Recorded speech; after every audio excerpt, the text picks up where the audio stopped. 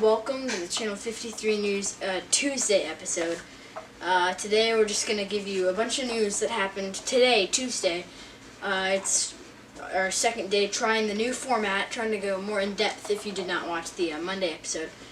We're going to just think of it as an ocean or a lake. Monday episode, gotcha. I'm going to go send it to Matthew for some news. Hey guys, welcome back to my segment. And first I'm going to be talking about Trump's latest tweets could or will probably hurt his effort to restore the travel ban. If you guys have not heard, Donald Trump wanted to put in place a travel ban for 90 days from a couple countries in the Middle East, thinking that he could get, it's not been proven because they have not done it, but get Muslims that were going to be terrorists into the country. And so they have said no to that, the court has, and so they had to go reframe it. And he was saying how it's watered down and everything. And so the article that I will link down below talks about how that it's just what he says sometimes will make it harder for him to get the travel ban back installed.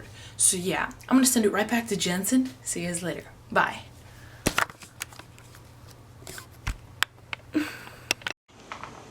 Welcome back. I'm the Inside Reporter, Jensen Gruby, as we all know by now. For you who have tuned in to Channel 53 News for this long. Alright, so my segment now is Trump committed to the collective defense of NATO. According to Matthew, it's the top 10 armies out. Looks like Matthew's looking it up. Okay, we'll get that. North Atlantic Treaty Organization. They didn't even spell organization right. Anyways, and so President Trump also had a conference with the president of. It brings together armies of numerous nations. Okay, got it. NATO's pretty important then. Conference with President. Okay, so let me restart. President Trump then had a conference with the president of Romania to endorse NATO's collective defense system. Welcome to Channel 53 News. This is the Wednesday episode. We're just going to be talking about news from today, Wednesday. We have some interesting stuff for you guys, so I think you guys will really enjoy it if you stick for the whole video. I'm going to go send it to Matthew for some news. How are you guys doing today? Matthew Henriksen back here again with another Channel 53 News segment. This time we'll be talking about, again, Apple. As I talked about yesterday, WWDC went on, and so I announced some of the things.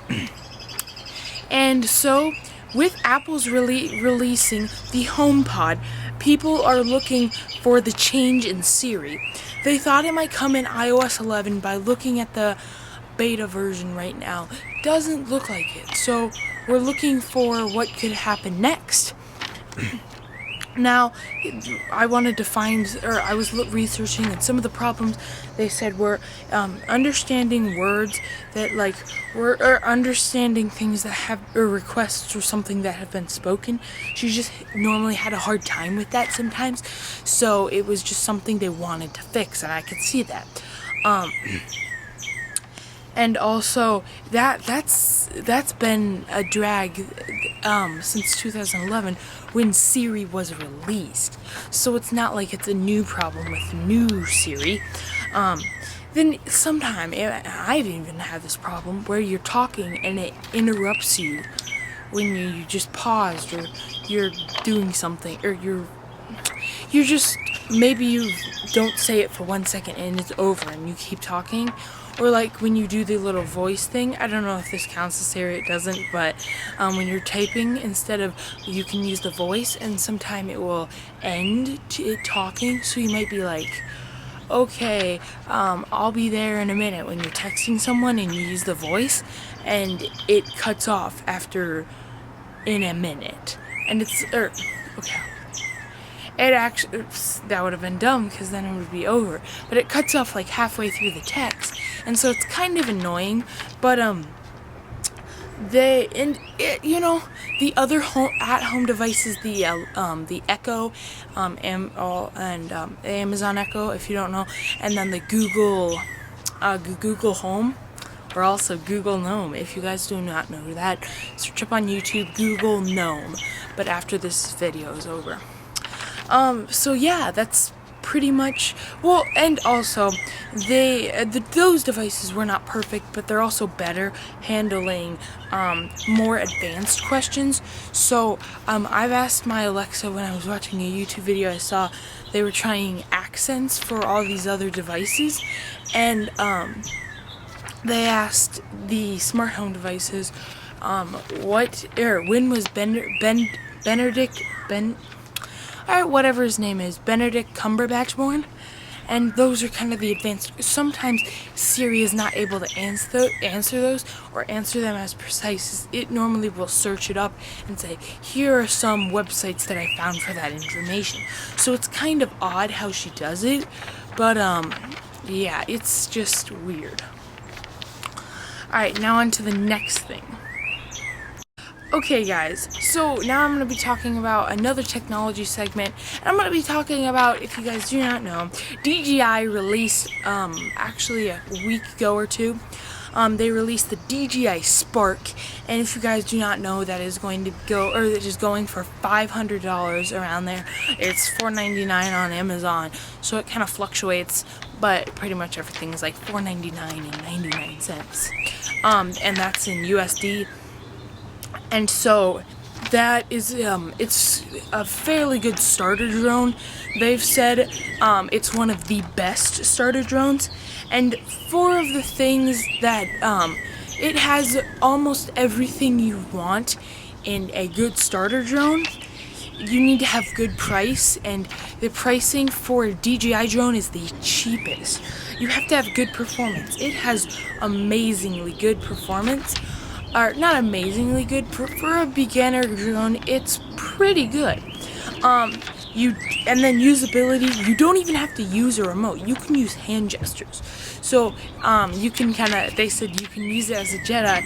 So if you put out your hand, it will go out. So if I'm saying like this, it will go out that way. And then, or if I put out my palm like this, it will come and land in my palm. So it's kind of cool, those things that it can do. So I'm excited. You know, I haven't got one, but I don't think I will. I'll probably get a Mavic. But it is half the size and half the weight of the Mavic. Same with the Mavic, was half the size, half the weight of the Phantom 4. So it's just crazy how fast the DJI drones are going down and down in size, and also going down in price. So it's nice to see that, and the quality is 1080p, 12 megapixel photos. It's definitely a starter camera. But also, if you want something more professional, there's also the Phantom 3 going for $4.99 as well. Hey guys, I'm so sorry that clip ended soon. Actually my camera stopped, and so I was. Hello everyone, welcome to Channel 53 News, the Thursday episode. This is actually our last Thursday episode.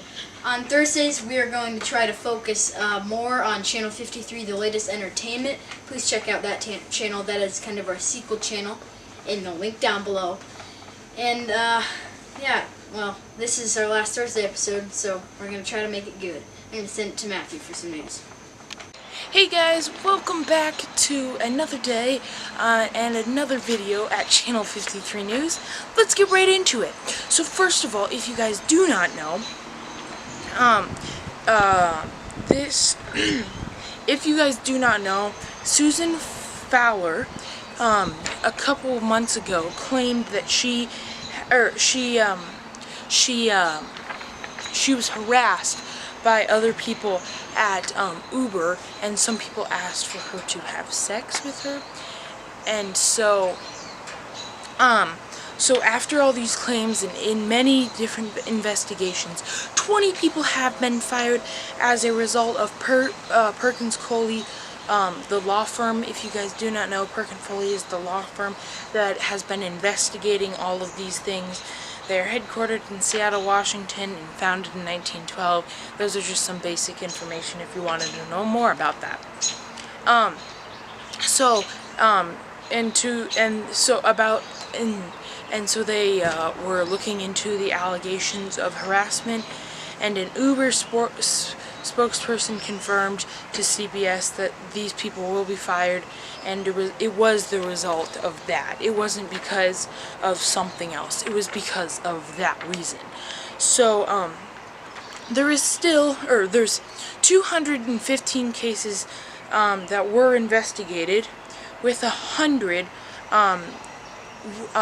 resulting in no action. Uber confirmed that happened, but 57%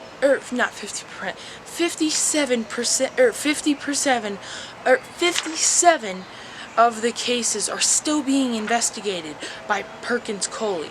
Plus, two employees have been referred to additional training on how to improve their management skills. So also, instead of firing them, they put them to try to get their managing skills better.